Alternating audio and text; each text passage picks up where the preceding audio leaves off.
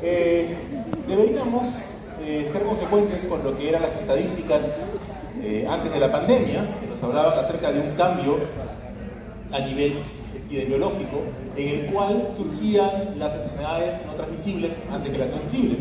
Y curiosamente podríamos pensar que ya nos habíamos deshecho de las enfermedades transmisibles a raíz justamente de aquello que considerábamos que era positivo en el mundo, los efectos de la globalización y, en el caso del Perú, la mejora de lo que es la economía, ¿no? Como el eje económico. Sin embargo, vivimos prácticamente 2 años encerrados en casa, gracias a una enfermedad transmisible, ¿no? Así que el tema definitivamente no se ha acabado. Por lo tanto, vale la pena que le echemos una mirada a este problema, porque pese a estar nosotros considerados como un país de medianos ingresos, tirando para altos, ¿ya? En realidad tenemos todavía una situación algo compleja y crítica con respecto a esta situación, y eso nos lo viene demostrando este año el dengue, ¿no? Entonces, como todos saben, las enfermedades transmisibles tienen que ver con un agente específico, tienen que ver con un huésped susceptible, ¿ya? Eso ya lo saben.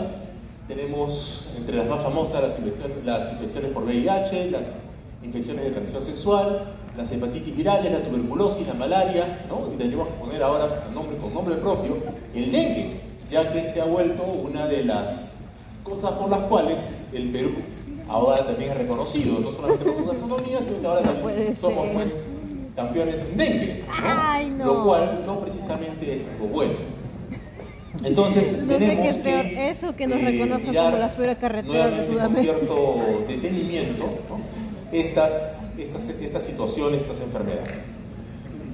Con respecto a las enfermedades transmisibles, miren, esto afecta en realidad desde el año 2019, más o menos están entre 6 de las 10 mayores amenazas a la salud pública, tienen que ver con las enfermedades transmisibles, ¿no? Y hay más o menos 13 millones de muertes al año debidas a estas enfermedades, ¿ya?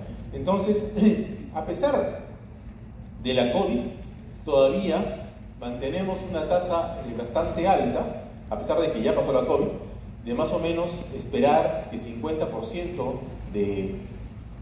por ejemplo, de los niños puedan tener alguno de este tipo de afecciones e inclusive fallecer por ello, ¿no?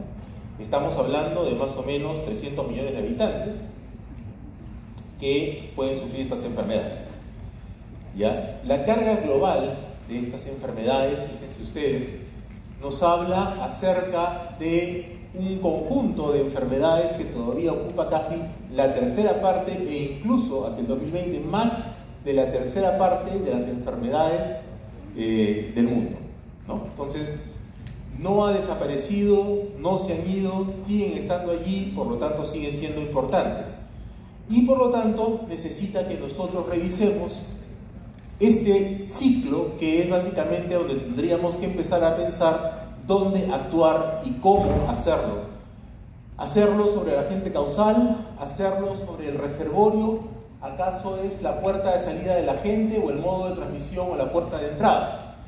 Nosotros podemos hacer este ciclo para cada una de las enfermedades infecciosas, creo que ustedes ya lo saben desde epidemiología y como parte del seguimiento.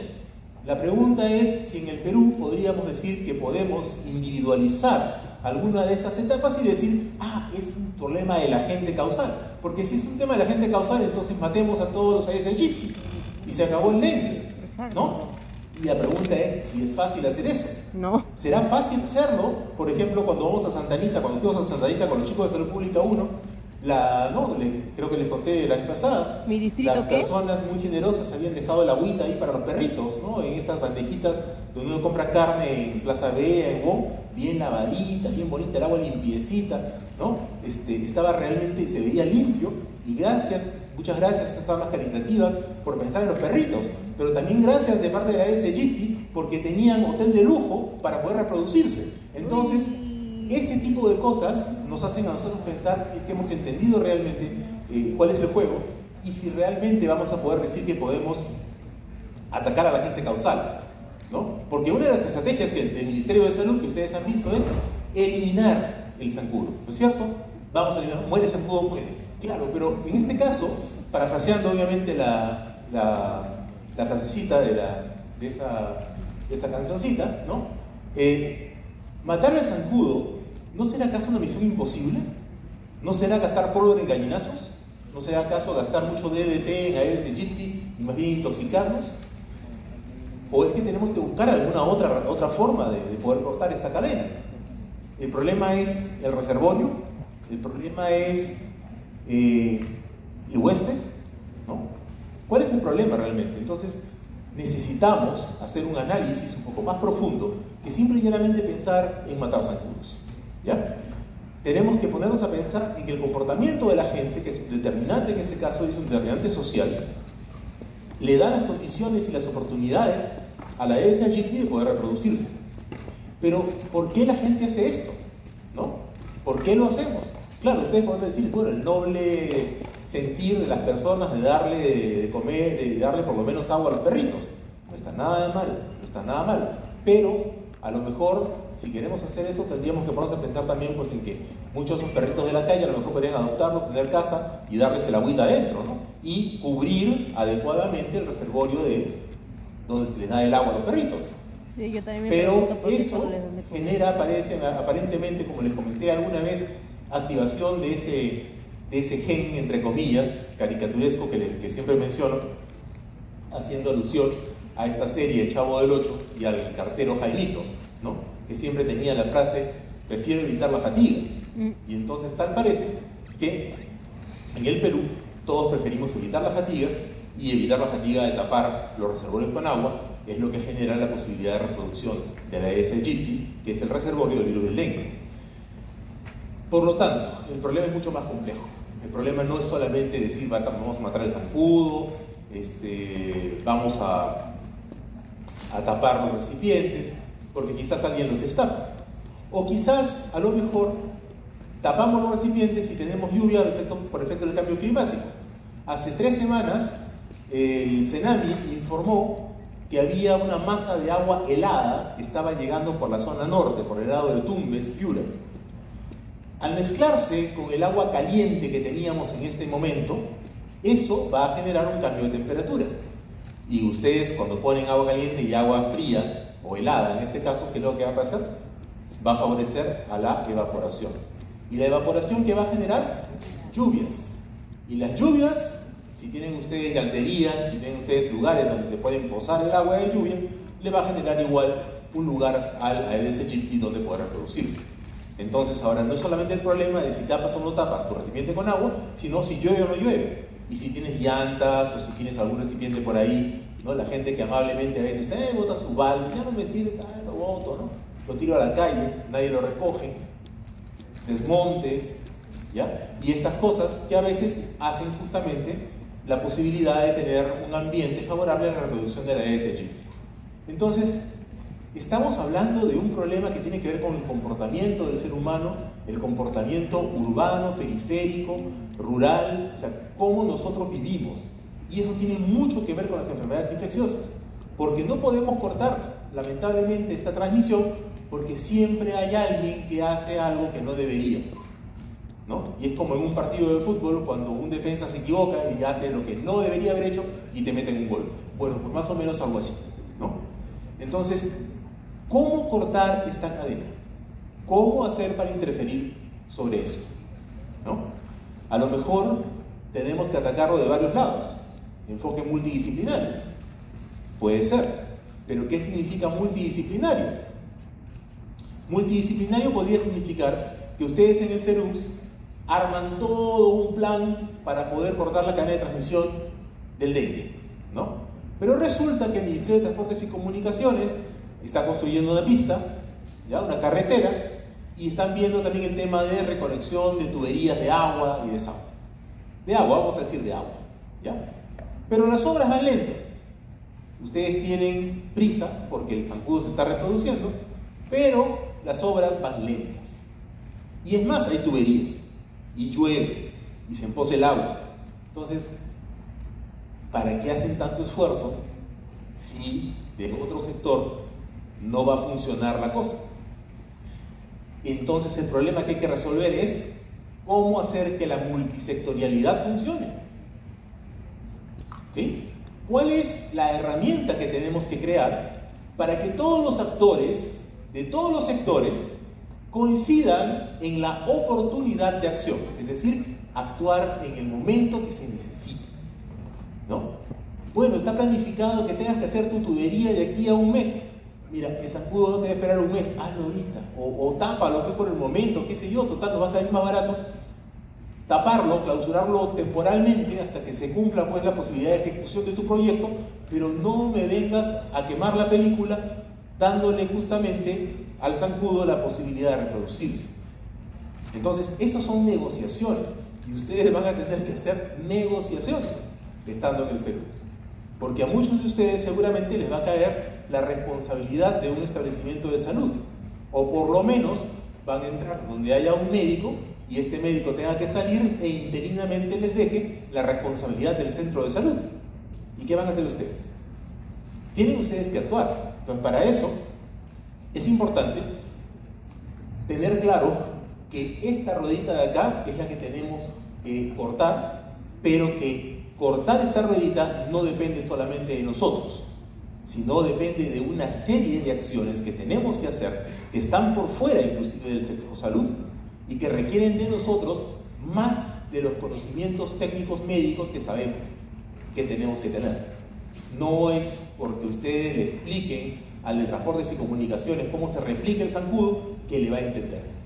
Y ustedes van a tener que aplicar más bien conocimientos de otra índole, más bien de tipo proyectos o de planeamiento estratégico, que ustedes lo van a ver con el doctor Renzo López cuando venga a dictarles esas clases. Entonces, ustedes van a tener que utilizar el pensamiento estratégico para poder hablar con estos actores y adaptar los conocimientos de salud pública para que les entiendan. ¿Ya? Incluso, si a veces no entienden, van a tener que recurrir a ciertas organizaciones que tienen algún tipo de veeduría y posibilidad de incidir con algo de fuerza. Llámese la Policía Nacional, llámese la Fiscalía o la Defensoría del Pueblo. Y ustedes tienen que tener la capacidad de poder conversar con estos actores y de transmitirles cuál es el criterio técnico para poder lograr reducir los contagios de una enfermedad infecciosa y obviamente reducir la morbimortalidad por esta enfermedad. ¿Ya? Entonces, prepárense para ese escenario porque eso es lo que ustedes van a enfrentar en el CERUPS. Ya van a tener un primer ensayo, si es que seguimos con esto de la rotación comunitaria en el internado, pues van a tener entonces la posibilidad de poder más o menos darse cuenta de que esto es necesario. Pero también se van a dar cuenta que muchas veces eso no se hace, ¿ok? Y como no se hace, posiblemente no lo vuelvan a escuchar hasta que lo vuelvan a vivir ustedes personalmente cuando estén en el CERUPS. Se los estoy diciendo yo ahora, ojalá se lo vuelvan a repetir, digo ojalá, porque no estoy seguro que lo hagan. Pero si lo hacen, qué bueno. Y si no lo hacen, ya me escucharon, por favor, tómenlo en cuenta.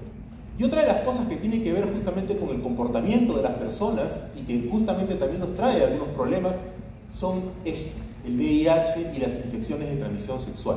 Algo que está básicamente ligado al comportamiento de las personas y específicamente al comportamiento sexual. Pero este problema no ha acabado, si bien es cierto, actualmente estamos prácticamente en 1 a 1, es decir, ya llegamos un poco al nivel europeo, o sea, por cada persona que fallece por alguna causa asociada a VIH, hay una nueva que ingresa, ¿ya? ¿Y eso saben cuándo ocurre? Ocurre cuando la población sabe utilizar bien el preservativo. Ustedes me van a decir, ¿qué? ¿Y con el preservativo no bajaba? No es que no baja, detiene. O sea, el preservativo, en lenguaje de fútbol, se llama empate, 1 a 1. ¿Ya? No es 1 a 0 a favor, no, tampoco es 2 a 0, es 1 a 1. ¿Ya? Es 1 a 1. Y la verdad es que esto depende del comportamiento. O sea, no es solamente que se use o no preservativo, sino que una persona tenga la capacidad de discernir sobre cuándo lo usa, por qué lo usa, en qué circunstancias, ¿no? Y también conciencia sobre su propia higiene sexual. Entonces, estas cosas no están en el pensamiento de la persona o del peruano promedio. El peruano promedio es muy práctico y si le hemos dicho usa preservativo, es lo que va a hacer. Va a usar el preservativo. ¿ya? En el mejor de los casos, salvo por ahí alguno no lo use, ¿no? Alguna vez les voy a comentar para que vean lo grave que es este asunto. Bueno, cuando estuve haciendo una especialidad en Europa, nos mandaron a hacer un ejercicio bien interesante en Bruselas. En Bruselas, al igual que en Ámsterdam, existe una zona rosa, ¿no es cierto? Y esta zona rosa, más o menos, en Bruselas son como unas 3 o 4 cuadras de puras cabinas, donde ustedes pasan y ven ahí chicas expuestas, ¿no? Llamando clientes, pero están detrás de las cabinas. Bien, esas chicas que trabajan, porque es un trabajo formal allá, tienen un turno de 2 horas. Cada 2 horas cambian, ¿ya? Y entonces el ejercicio que nos dejaron a nosotros fue que teníamos que pasearnos durante 2 horas, caminar las 4 cuadras de ida y de vuelta, de ida y de vuelta, y contar cuánta gente aproximadamente entraba. El ejercicio era un ejercicio de epidemiología, teníamos que calcular aproximadamente la tasa de protección del uso de preservativos, sabiendo que justamente la estrategia de protección contra ITS era exclusivamente preservativo. Entonces, considerando una tasa de protección, poniéndonos en el peor escenario, en el mínimo de 80%, aproximadamente veíamos que de 4 personas, de 4 usuarios que acudían a estos servicios, por lo menos uno tenía el riesgo de salir infectado con VIH. ¿Ya? Entonces, no es broma, esto es real, esto pasa en el mundo desarrollado, donde hay cabinas, donde hay control, porque estas personas inclusive tienen control médico, ¿ya? Y en el Perú, lamentablemente, lo que tenemos es que van al hospital Loaiza, conocen el Girón Cepita, bueno, ya saben lo que hay en el Girón Cepita, ¿no? Igual que los que van a San Bartolomé, ¿no? Todo el tema de prostitución clandestina y todas estas mafias que hay, esas chicas no tienen ningún tipo de control médico. Llegan a la emergencia de Loaiza, cuando yo era interno llegaban a cada rato, caseritas por alguna cosa, pero el problema es que no tienen ningún control médico. Por ahí alguna que tiene conciencia de algo va y entra pues, ¿no? a hacerse su pap, ¿no? Su papá Nicolau, y ahí le dan algo, pero no todas. En Cajamarca, cuando estuve trabajando para la cooperación belga por el proyecto del aseguramiento universal del año 2007, un día miércoles a las 7 de la mañana estaba esperando una reunión con el director regional y vi pasar una desfilada ahí de unas chicas que venían con jean ajustado, tacos y cosas por el estilo. Entonces me llamó la atención y le pregunto a uno de los funcionarios, le digo, oye, ¿qué es eso? Dice, esas son trabajadoras sexuales de los nightclubs de acá de Cajamarca que vienen al proceso, al programa de control de enfermedad de transmisión sexual y SIDA, a hacer su control. Y claro, en el boom de la minería, ¿no? De Yanacocha y todos ellos, y resulta que había nightclubs, pues, como los 4 suyos, digamos, de Cajamarca, las 4 salidas de Cajamarca había un nightclub, ¿no? De hecho, en una de las oportunidades que tuve que ir, se presentaron suicidias en uno de ellos, ¿no? Entonces, eran nightclubs, ¿ya? Y al mejor estilo de las películas de americanas, esto digo ustedes, el pole dance y toda la vaina, así es, ¿ya? Bueno, ¿cómo lo sé? Me invitaron a hacer una supervisión inopinada, ¿no? Ya sabía que iba a decir eso. Fue supervisión inopinada, por si acaso, a la medianoche. Supervisión inopinada. ¿Sí pues? ¿Qué? ¿Quieren que vayan a las 10 de la mañana? Está todo vacío, ¿eh? Para saber quiénes estaban ahí. No, era supervisión inopinada, pues. Tuvimos que llegar ahí con el equipo de salud, salió el pata, el administrador ahí del negocio rapidito, doctor, que sí, todo este borde, por aquí, por allá, ¿no? Y no quieren pasar, no, nada, no pasar, no, hasta la puerta nomás, ¿ya? Pero sí, de verdad, el ambiente era el ambiente de, tal cual, las películas que ustedes ven, esa de los Estados Unidos, está la chica con el pole dance y toda la, igualito, o sea, tal cual, era ese modelo, American Style. Entonces, pero esas chicas, en ese entonces tenían este control. No lo sé ahora. No lo sé, Cajamarca, el perfil económico de Cajamarca cambió. No es el mismo perfil de la minería que tenía en el año 2007, 2008, 2009. De hecho, entró inclusive en la clasificación más bien de una de las regiones más pobres. Y donde hay mayor pobreza, ¿no? Hay más descuido.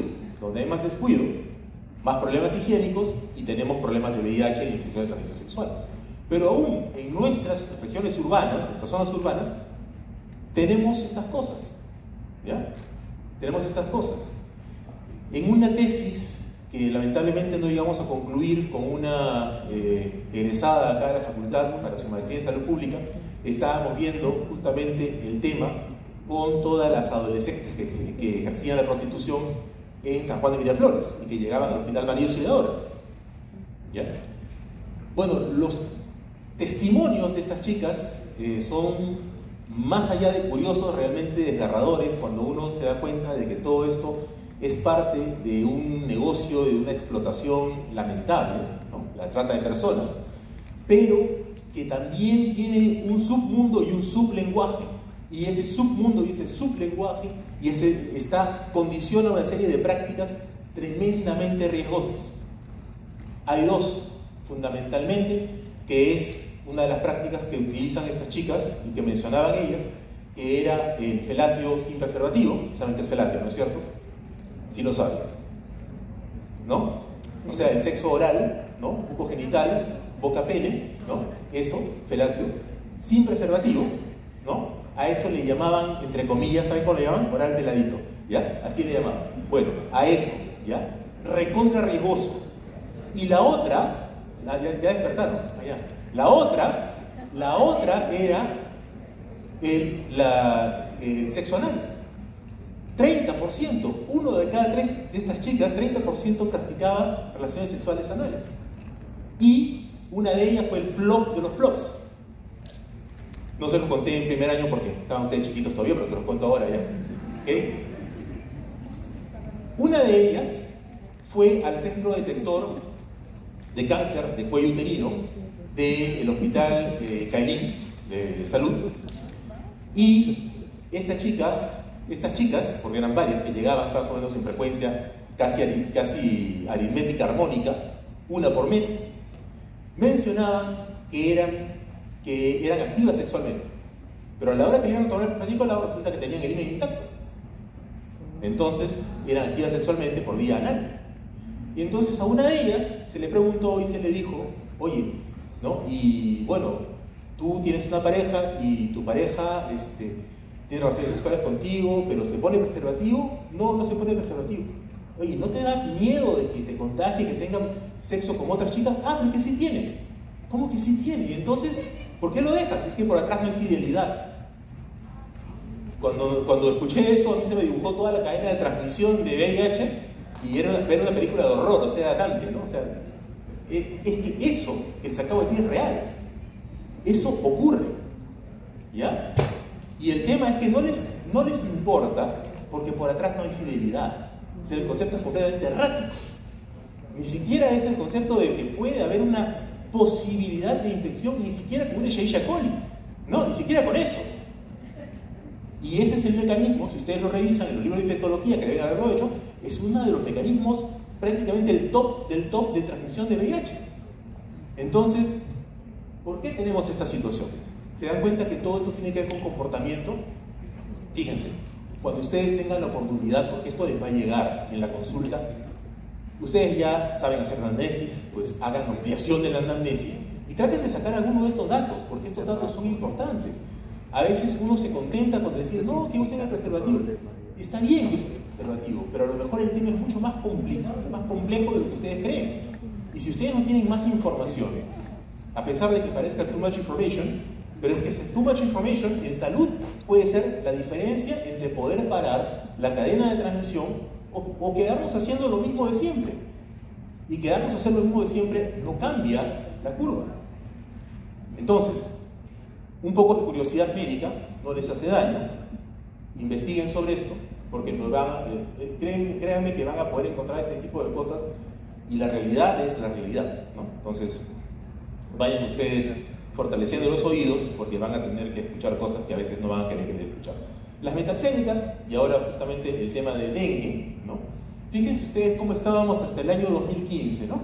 Aparentemente lo más famoso que teníamos era malaria. Pero ahora malaria ha quedado en segundo lugar, dengue es lo primero, ¿no? Ya he hablado acerca del dengue, ya he hablado acerca de este problema. Seguimos teniendo problemas de leishmaniasis, bartonelosis, enfermedad de Chagas, fiebre amarilla, pero cada vez menos. Al menos, sobre todo con fiebre amarilla, la vacuna para fiebre amarilla, sobre todo los que vayan a la selva, ha resultado ser bastante eficaz. Pero tenemos otro problema, el problema de la zoonosis. La zoonosis tiene que ver con las enfermedades de los animales, ¿ok?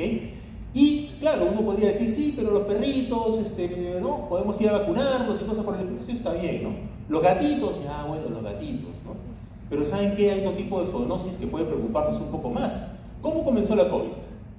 ¿No hablaron acerca del famoso murciélago de Wuhan y toda la vaina? Bueno, realmente en nuestro país tenemos varias especies de animales, ¿no? Algunos de ellos, si ustedes van a las zonas de selva, por ejemplo, sobre todo en la selva, van a encontrar algunas especies que están todavía por ahí. Y algunas, producto de la deforestación, de la tala de árboles, se acercan peligrosamente para ellos al núcleo urbano, ahí donde están los seres humanos. Y esto no les conviene a ellos porque o terminan siendo cazados, ¿no? O algunos de ellos quieren aprovechar su piel o cosas por el estilo. El tema es que se olvidan de que estos animalitos están generalmente metidos en lo que llaman el monte, o sea, en la parte de adentro de la selva, no tienen un control. O sea, no es que vienen, ay, qué bonito no sé, añuje que parece un osito, ay, qué bonito de acá. No, el bonito de ahí tiene un montón de ácaros, tiene un montón de cosas ahí en el pelo. Y ustedes simplemente van y lo acarician. Ya, entonces esto de aquí hay que tenerlo presente. Porque nuestro problema con las enfermedades zoonóticas es que hemos debilitado tremendamente el control. Cuando era profesor de Cayetano Heredia y estaba asesorando una médico veterinaria que quería hacer una revisión acerca de la ley de todo lo que era control de zoonosis desde el año 1974. Pues fíjense que desde el año 1974 esa ley de zoonosis sigue estando dormida y no se actualiza. O sea, tenemos ¿cuántos años? Es lo mismo, ir a vacunar perros, ¿no? Y ya, es todo. Parece que ese fuera el único animal que tenemos. Bueno, fíjense ustedes que todas esas enfermedades, rabia humana, rabia silvestre, peste, ¿no? Muchas de ellas están ligadas, por ejemplo, a ratas. ¿Y dónde hay ratas? Alrededor del núcleo periurbano, ¿no es cierto? Cuando hay basura, donde hay aguas estancadas, pero también donde la gente bota comida. ¿Y cuál es la comida para las ratas? Todos los cereales, todos los residuos, ¿no? De comida que nosotros comemos, ¿ya? Y que las ratas lo aprovechan. Entonces, nosotros queremos tener menos ratas, deberíamos tener ciudad más limpia. Ya eso lo demostró Hipólito Unanue hace muchos años. Pero el problema es que nosotros parece que nos afanamos por ensuciar más bien la ciudad. Y si ven ustedes, no hablemos acá de La Molina, pues no hablemos de Surco, de San Borja, pero váyanse a ver San Juan de Miraflores, váyanse a ver Villa María del Triunfo, los que van al Barrio Auxiliadora, fíjense cómo está eso. Solamente yendo al centro de Lima, fíjense a veces cómo la gente deja basura ahí. Entonces, eso evidentemente va a hacer que haya proliferación de ratas.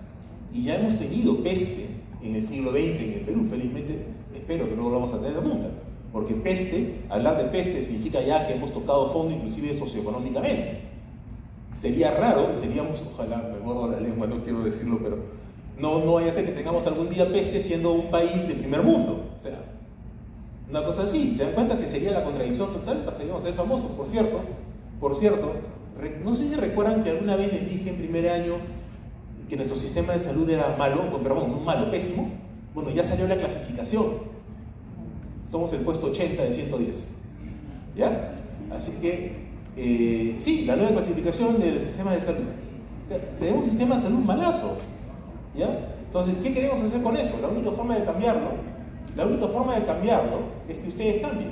¿Y saben por qué les digo? Eso? Es mucho más importante que esto de acá. ¿Por qué es importante que ustedes cambien si queremos que el sistema de salud cambie? Por una razón muy sencilla. El sistema de salud peruano, como tal, el moderno, este que nosotros conocemos, se origina de una reforma iniciada por Hipólito Unanue y Cayetano Heredia en el siglo XIX, ¿ok? Alrededor de la independencia. ¿Se acuerdan de Hipólito Unanue, precursor de la independencia? Ok, era médico, ¿no es cierto? Y él dirigía el colegio, o lo que era la escuela de la independencia, que era la escuela de medicina, que antes no estaba en la facultad, no estaba en la Universidad de San Marcos, era aparte. ¿Ya? Era una escuela aparte. Pero como Lima tenía muchos problemas, el Perú también tenía problemas, los temas de independencia, pero también había problemas sanitarios, ¿no? Lima era una ciudad sucia, Hipólito Unanue se metió en la política y le deja a Cayetano Heredia la dirección de la Escuela de Independencia, ¿no? El Colegio Médico de la Independencia, y le dice, bueno, reforma. Y Cayetano Heredia hizo la primera gran reforma de la medicina en el Perú, sobre la cual se centra la base del sistema de salud peruano. La segunda reforma de este sistema hasta ahora no la hemos tenido. Lo que hemos hecho es un update Cayetano a lo largo de todos los años. ¿Ok? Y ese update Cayetano del sistema de salud de todos los años depende exclusivamente del médico. No solamente es hospitalocéntrico, o sea, no solamente depende del hospital, depende del médico. Y si el médico pierde su calidad y el hospital pierde su hegemonía, su poder, ¿saben lo que pasa con ese sistema? Se cae. ¿Ok? Entonces, ese 80 sobre 110 implica dos cosas. Uno, algo ha pasado con los hospitales y con las clínicas. No están teniendo capacidad de respuesta, que es lo que se evidenció en la COVID. Pero la otra parte es el médico. ¿Estamos siendo los médicos peruanos lo suficientemente capaces para poder resolver los problemas de salud que tenemos acá? Y esa pregunta les toca a ustedes. ¿Ya? Por favor, necesito que cambien la historia del ENAM. ¿Ya? Cámbienla, porque ese es un termómetro. Pero para ustedes, cambien. Porque eso también dice muchas cosas. ¿Ya? Entonces, pónganse a pensar en eso, ¿no? O sea, no es solamente que, uy, que el ENAM, bueno, que lo voy a dar así. No. Olvídense que eso no tiene nada que ver con la San Martín, que si la San Martín salió así, que Cayetano salió así, que la UPC, que no tiene nada que ver con eso. Tiene que ver con el sistema de salud peruano, centrado, cuyas, digamos, base reposa en cómo está el hospital. ¿Ya? Obviamente hay que salir un poco de eso, pero no podemos negar que el hospital es importante, y reposa en el médico. Es así fue construido. Si el médico se devalúa, el sistema también. ¿Ya? Entonces, por lo tanto, ustedes tienen una responsabilidad muy grande sobre sus hombros. La salud ambiental y todo el saneamiento ambiental, que era lo que le preocupaba a Hipólito Unanue, es otro de los problemas grandes que tenemos. Tenemos un aire también malísimo. Somos, como dicen, Lima es la ciudad más contaminada de toda América Latina. El peor aire, respiramos el peor aire de toda América Latina. ¿Ya? Entonces, ¿cómo no tener problemas respiratorios si tenemos un aire recontracontaminado?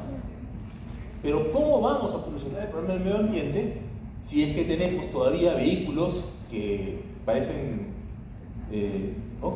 cafeteras ahí, mandando humo negro, sobre todo las combis, estos micros que están en muy mal estado? ¿Ya? ¿Cómo vamos a lograr eso? ¿Cómo vamos a lograr revertir el asunto si todavía contaminamos el agua, y no solamente con bacterias, también hay virus? Una vez en una exposición del equipo del doctor Pareja, que ustedes ya conocen, ¿no? El doctor Pareja, mencionaban de que el agua de Lima tiene una serie de análisis que se hacen, bacteriológicos, pero el agua que tomamos, esa que hervimos inclusive, no tiene un análisis para virus. O sea, no sabemos si estamos tomando virus o no.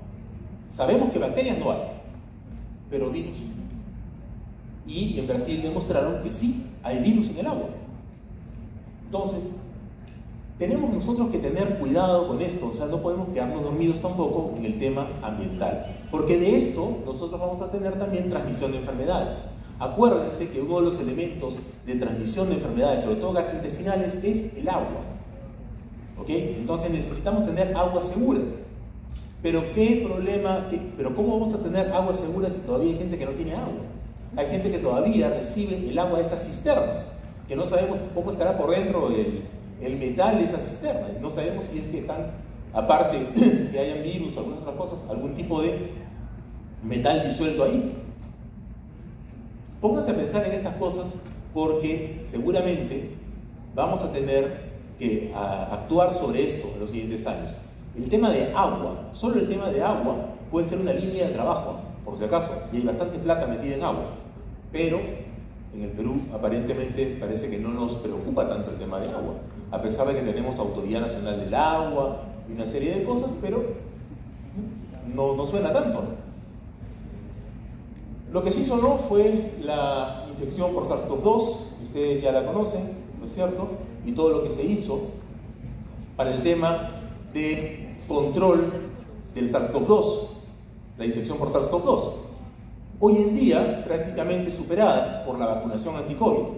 Cherry, por si acaso, para la oficina, de la que yo dirijo, con la doctora Ani, para el próximo mes de mayo, tenemos una campaña de vacunación con la nueva cepa de influenza y también COVID, por si acaso, no nueva cepa de COVID, no de influenza, pero con vacuna anti-COVID. Les recomiendo enfáticamente que se la pongan porque así como hemos tenido un verano caluroso, parece que vamos a tener también un invierno bastante fuerte, ¿ya? Entonces, protéjanse, por favor, protéjanse porque va a ser necesario. Y recomienden a sus familiares, a sus amigos vacunarse. No está de más hacerlo, es importante. Ya hemos vivido este episodio, ha sido reciente. Ya sabemos que hemos descubierto una serie de instancias para poder manejar enfermedades, los call centers, la telemedicina, ¿no? Cómo reorganizar los servicios de primer nivel a la comunidad. Hemos aprendido muchas cosas.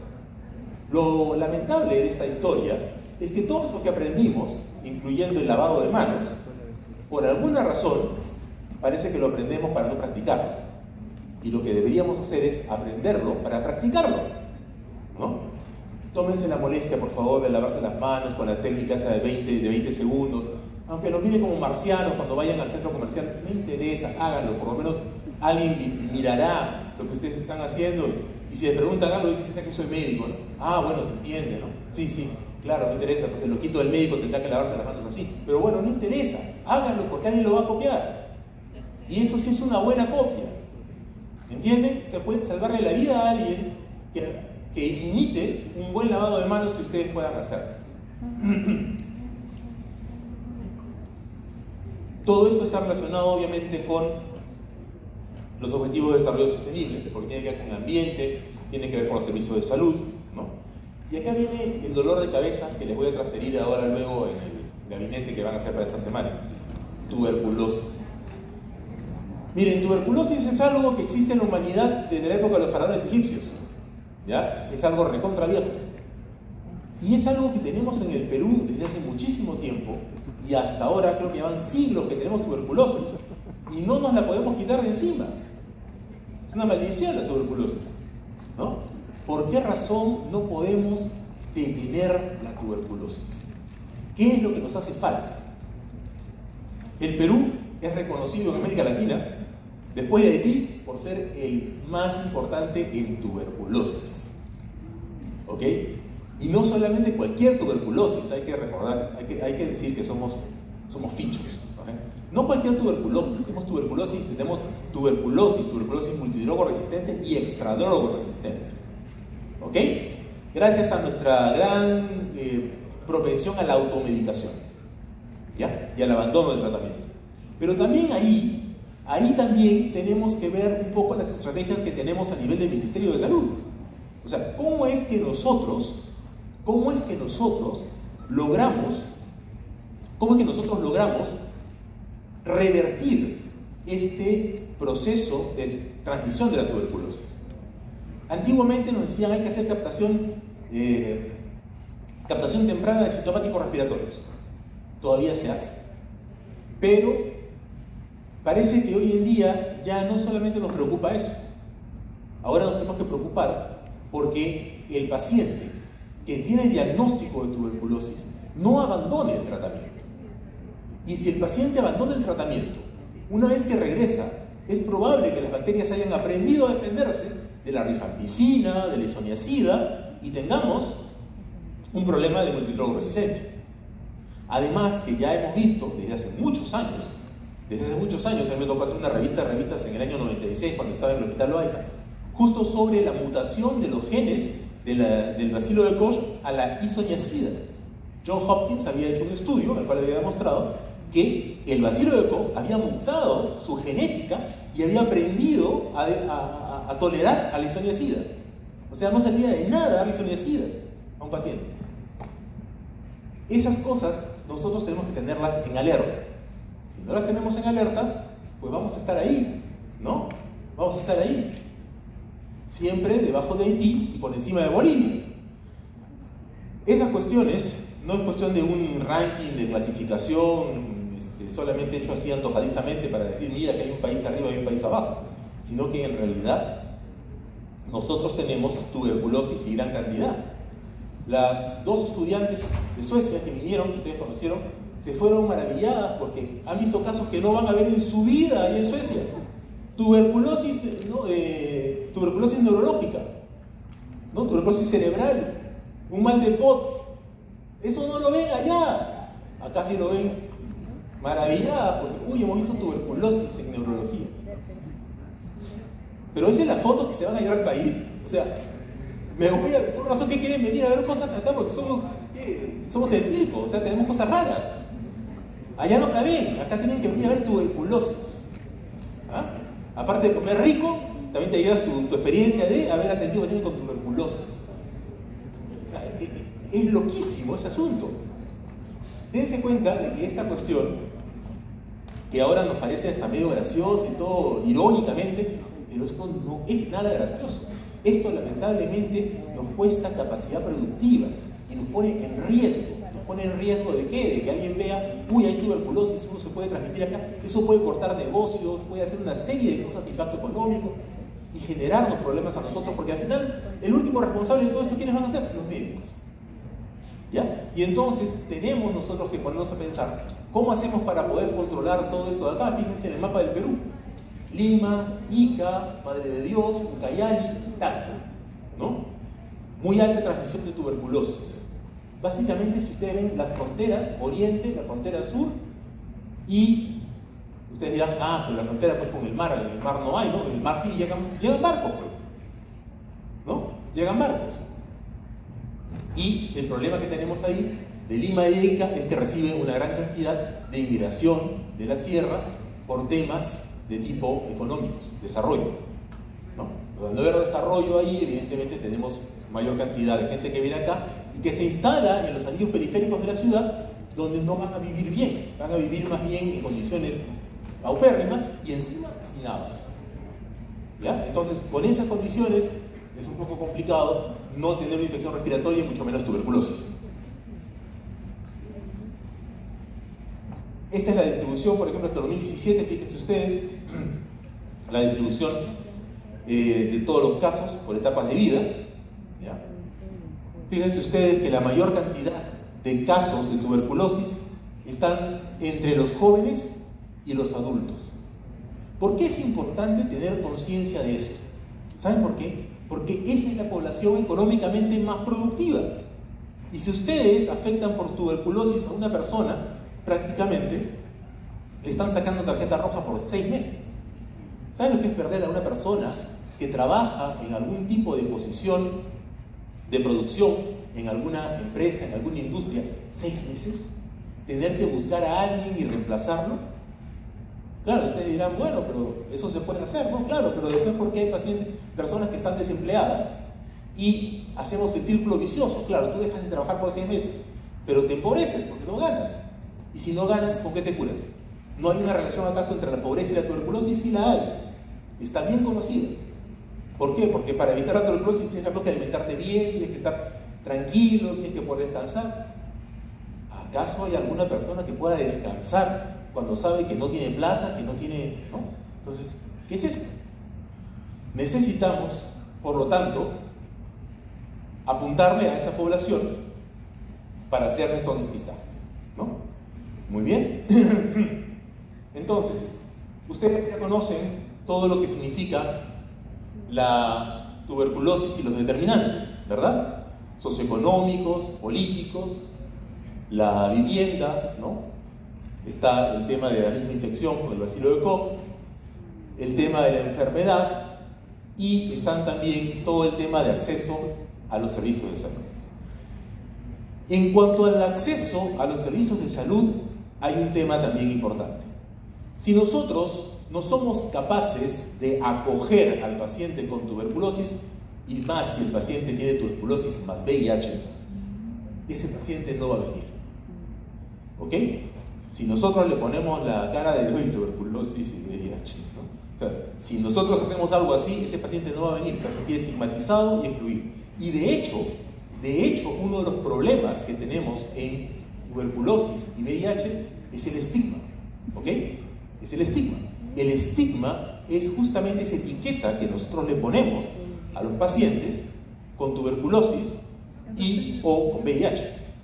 Entonces, tengan mucho cuidado con eso, porque si nosotros no hacemos que el paciente se acerque y se mantenga conectado con nosotros en los servicios de salud, lo vamos a perder. Y si lo perdemos, estamos jugándonos la probabilidad de tener un paciente multidrogo resistente o extradrogo resistente. Y eso es muy malo. ¿Ok? Eso es tremendamente malo. ¿Ya? Bien, entonces necesitamos manejar los determinantes, y sobre todo los determinantes sociales, cuando hablamos del tema de tuberculosis. ¿Ya? La vigilancia epidemiológica actualmente está basada fundamentalmente en el antecedente de contacto. Ustedes, cuando hacen algún tipo de anamnesis de un paciente que sospechan que tiene tuberculosis, le preguntan sobre un contacto, ¿no? Una persona en la familia ha tenido tuberculosis, ha estado en contacto con alguien con tuberculosis. Eso es lo que hacemos, básicamente. Pero también es importante preguntar por el antecedente de tratamiento. ¿Usted ha tenido tuberculosis alguna vez? ¿Completó el tratamiento? Esa es otra pregunta que se ha vuelto sumamente importante. Y, por favor, no dejen de hacerlo. Porque si sabemos que tenemos un problema de multidrogo resistencia, entonces, por favor, es importante eso. Además de otras preguntas sobre si hay consumo de drogas, alcohol y, nuevamente, algo que vimos la semana pasada, diabetes. Todas aquellas enfermedades que vayan a afectar el sistema inmunitario, obviamente el VIH lo hace, pero la diabetes también lo hace, ¿ya? Por favor, tomen en consideración preguntar sobre estas enfermedades, estas comorbilidades en pacientes con tuberculosis, ¿ya? Para que no se les vaya a pasar, porque acuérdense que no es lo mismo tratar a un paciente con tuberculosis cuyo sistema inmunológico es competente que a un paciente con tuberculosis cuyo sistema inmunológico no es competente. El tratamiento no va a ser igual de exitoso. Y necesitamos que el tratamiento sea exitoso y de preferencia en una. Por lo tanto, necesitamos hacer efectivamente esta captación preventiva, llegar con terapia oportuna y evitar los abandonos de tratamiento. ¿Ya? Lamentablemente es algo que no estamos haciendo todavía y hay que buscar formas de cómo hacer para poder llegar a hacer diagnósticos más rápido, ¿no? Hoy tenemos, por ejemplo, este diagnóstico a través del GeneXpert, no sé si lo conocen, imagino que sí, ¿ya? Pero también, no sé si saben, hay bastantes en este momento algoritmos de inteligencia artificial que están entrando justamente para lo que son lectura de placas radiológicas, ¿ya? Y entonces, de esta manera, poder llegar a predecir a través de las imágenes de radiología con una computadora que ha aprendido a reconocer patrones de tuberculosis y sobre todo multidrogo resistente, extradrogo resistente, poder proyectar los casos que podríamos tener. Justo a raíz de eso, en la mañana recibí una llamada de una colega que tiene una clínica de salud ocupacional y quería justamente ver ese tema, no solamente de tuberculosis, sino de cualquier enfermedad respiratoria que tiene que ver con salud ocupacional. Hay en este momento en el Perú, y ya hay, apoyado por laboratorios farmacéuticos, sobre todo AstraZeneca, ¿no?, algoritmos de inteligencia artificial, así como el ChatGPT, hay algoritmos que ya están circulando para todo lo que es lectura de placas y predicción de enfermedades. El problema es que estos algoritmos están, como se dice, todavía sueltos en el mercado. Es más, lo más probable es que ustedes sean a Wilson, consiguen el algoritmo, ¿ya? Pero el problema, ¿saben cuál es? Que apenas así tengan el algoritmo, no le pueden decir al paciente, mire, ¿sabe qué? No, yo soy el doctor tal, y le voy a decir que usted va a tener tuberculosis multidrogo resistente. No, esa no la pueden decir, pues. No tienen amparo legal. Pueden generar una psicosis ahí, okay, me ha dicho tal cosa. Todavía no lo tienen. ¿Ya? Entonces, la única forma de poder utilizar, por ejemplo, estos adelantos tecnológicos es a través de una institución que tenga un marco legal que tenga que ver, por ejemplo, con salud ocupacional. ¿Cuál, por ejemplo? ¿Qué se les ocurre? Institución que tenga marco legal y que tenga que ver con la parte laboral, que pueda generar protección para este tipo de... ¿Ah? ¿A qué institución ustedes buscarían para tener, si quisieran, imagínense, ustedes tienen un algoritmo, les han regalado un algoritmo de inteligencia artificial para todo lo que es predicción, de placas con tuberculosis multidrogo resistente. Ya, pero no la pueden usar. Ya son médicos, no la pueden usar. ¿A quién le tocan la puerta? ¿Qué institución te puede ofrecer el amparo para que puedas hacer funcionar tu algoritmo? Por ahí lo escuché. Ahí lo dijo. Es salud. Es salud. El Ministerio de Salud. ¿Por qué razón? Porque todos los trabajadores le descuentan para salud. Exacto. Salud es el único que, como depende del Ministerio de Trabajo, tiene marco legal. Y por lo tanto, si salud utiliza eso dentro del marco legal que tiene, es obviamente un marco legal seguro. Tiene todas las facultades por ley. ¿Ya? Pero obviamente es cuestión de ver cómo, ya ahí es más fácil, tendría que verse cómo sería el programa, ¿no?, que tendría que ejecutarse para poder lograr llegar a estas personas sin necesidad de alertarla o de generar una psicosis o una crisis de ansiedad. Lo que habría que hacer es, en todo caso, trabajar de manera preventiva, con programas preventivos, pero ahí viene el problema. No tenemos programas preventivos, tenemos que crearlos. Y esos programas preventivos no son solamente hacer despistajes, porque alguien va a decir, no, sí tenemos, Papá Nicolau. Claro, prevención secundaria, cierto. Mamografías, claro, prevención secundaria, muy bien, cierto. Pero necesitamos tener algo más, y un poco más hacia el lado de la prevención primaria. Y esa prevención primaria, que va de la manito con promoción de la salud, que tiene que ver con educación, concientización, ¿no?, prevención de estigma, reforzamiento de derechos en salud, todas esas cosas sirven para que las personas puedan sentirse seguras, ¿no?, y tener alguna manera de hacer un seguimiento a su evolución, inclusive, entre comillas, la bola de cristal que me diga cómo voy a estar en el futuro con el estado de salud que tengo el día de hoy. ¿Quién de ustedes no quisiera saber si tiene algún tipo de estado de morbilidad subyacente, por ejemplo, asma o principios de hipertensión o diabetes? ¿No les gustaría saber cómo van a terminar? La inteligencia artificial podría decirles eso, pero la pregunta no es si se lo puede decir o no, lo más probable es que lo haga. El tema es cómo se lo dice. Y si se lo dicen, no, mira, ¿sabes qué? A ti te va a dar cáncer de mama. ¿Cuándo? No sé, el sistema dice que te va a dar. ¿Podrían dormir tranquilas con algo así? Probablemente no. ¿Ok? Porque una cosa es sospechar, bueno, mi abuelita se murió, mi tía se murió, ¿no? Pero que te diga, la inteligencia artificial te diga, no, sí, mira, ¿sabes qué?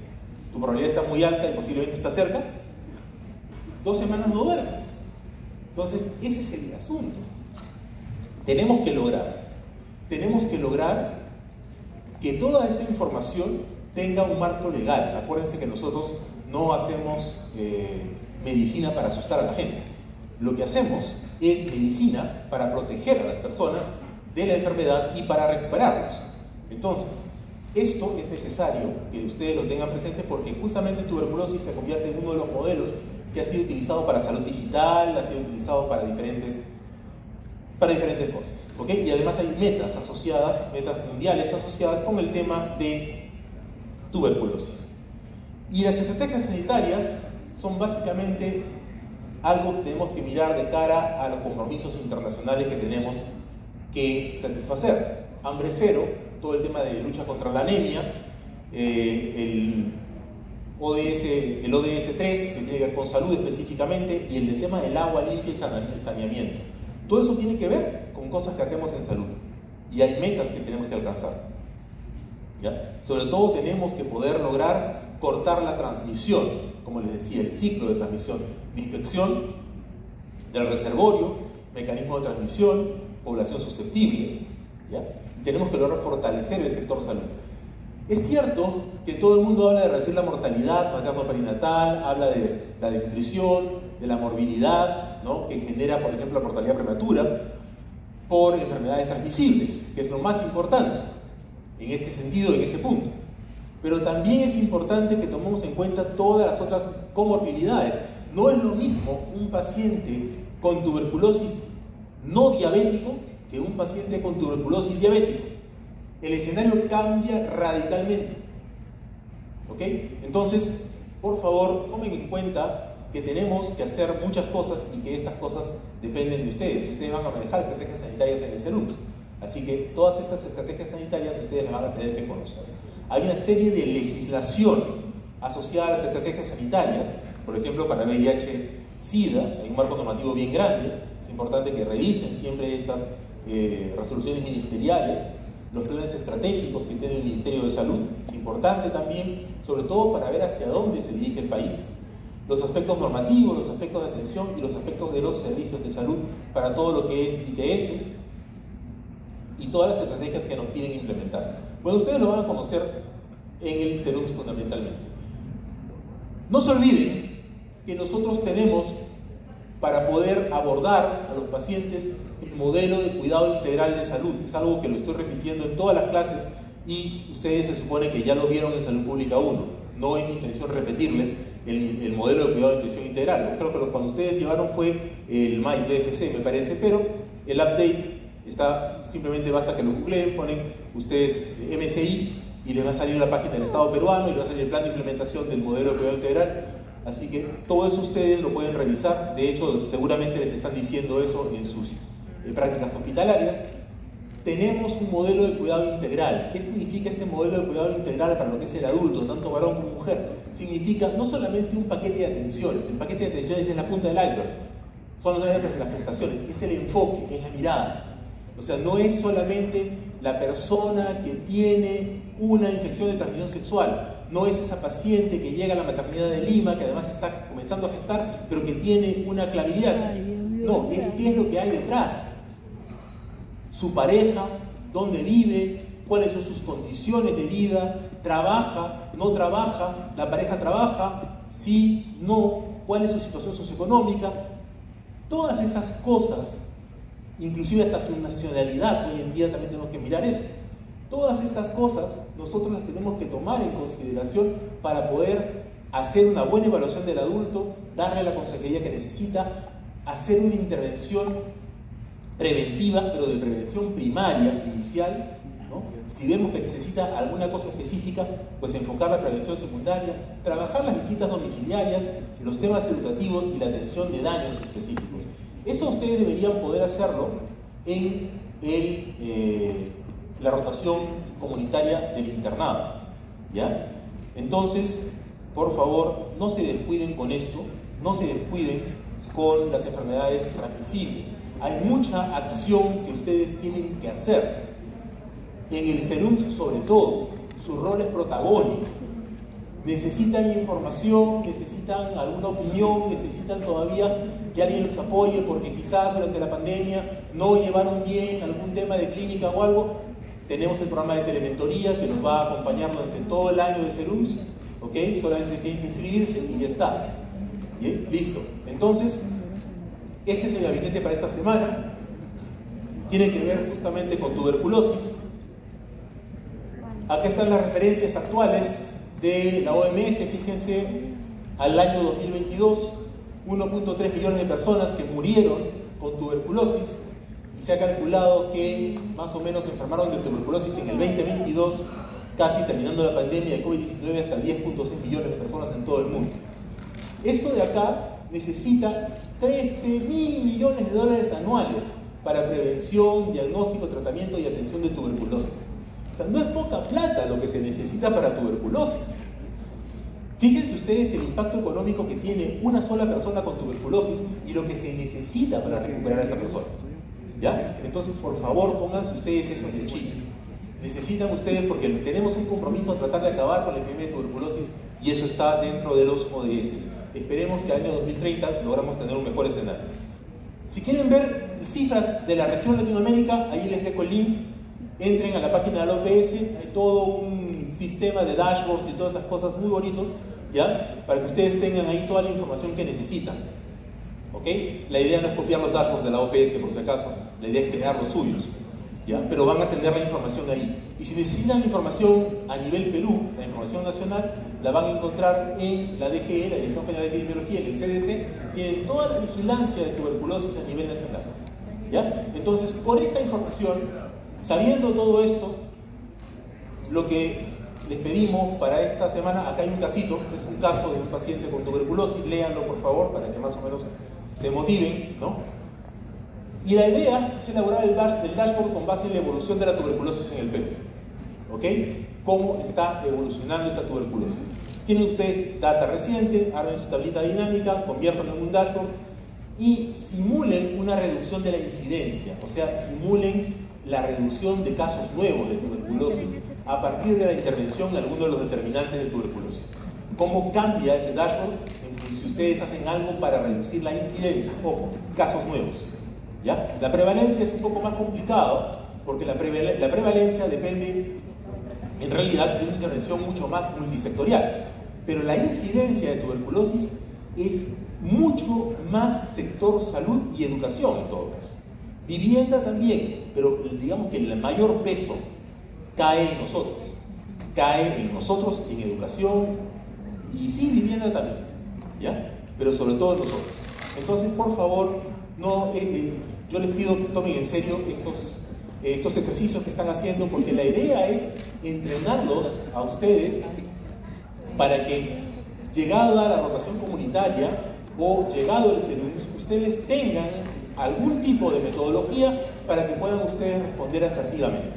Recuerden que ese 80, puesto 80 de 110 del sistema de salud peruano, en realidad solamente va a cambiar si es que ustedes logran cambiar, ¿ya? O sea, depende de ustedes, son ustedes los que van a entrar a la cancha, ¿no? Yo estoy de salida, ¿no? Yo ya estoy en fase Paolo Guerrero, o sea, ¿no? ¿Ya? Ustedes les toca jugar, ¿ya? Y como a ustedes les toca jugar, por favor, pónganse bien la camiseta de la medicina peruana porque se necesita hoy en día, ¿ya? Listo, nos vemos el próximo lunes.